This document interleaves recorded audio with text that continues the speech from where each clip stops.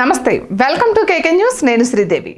Jagan demand మేరకే కోడికత్తి కేసును ఎన్ఐఏకు అప్పగించారు.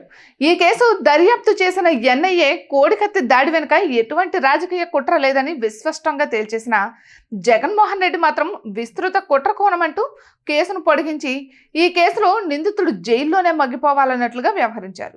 ఇక ఈ కేసులో దాడి బాధితుడిగా జగన్ కోర్టుకు వచ్చి వాంగ్మూలం ఇవ్వకుండా ఈ కేసులో నిందితుడు 5 ఏళ్లు జైల్లో మగ్గిపోవడానికి కారణమయ్యారు. అంటే జగన్ ఏనాడు విచారణకు హాజరు కాకుండా నిందితుడు సీన్ను జైల్లోనే బయటకు రాకుండా చేశారు.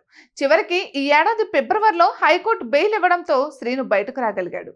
అయితే నిందితుడి బెయిల్ రద్దు చేయాలంటూ ఈ కేసు దర్యాప్తు చేస్తున్న ఎన్ఐఏ సుప్రీంకోర్టును ఆశ్రయించింది. సుప్రీంకోర్టు ఎన్ఐఏ పిటిషన్ను కొట్టివేసింది. ఇక బెయిల్ రద్దు చేయలేమని విస్పష్టంగా పేర్కొంది. అయితే రాజకీయ వర్గాలలో మాత్రం ఎన్ఐఏ బెయిల్ రద్దు పిటిషన్పై పలు అనుమానాలు వ్యక్తమవుతున్నాయి.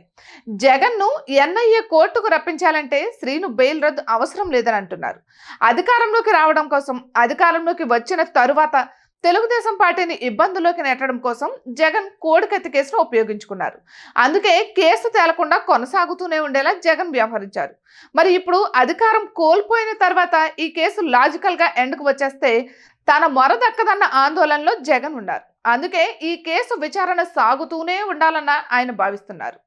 ఈ నేపథ్యంలోనే ఇప్పుడు ఎన్ఐఏ సుప్రీంకోర్టులో కోడికత్తి శ్రీను బెయిల్ రద్దు పిటిషన్ దాఖలు చేయడం అనుమానాలకు తావిస్తోంది.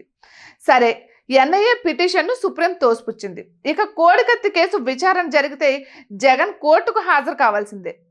అందుకు ఎటువంటి మినహాయింపులు లభించవు అనడంతో సందేహమే లేదు. మరి కేసు విచారణకు కోడికత్తి శ్రీను బెయిల్ రద్దు అవసరమే లేదు. విచారణకు హాజరు కావాలన్న నోటీస్ ఇస్తే చాలు.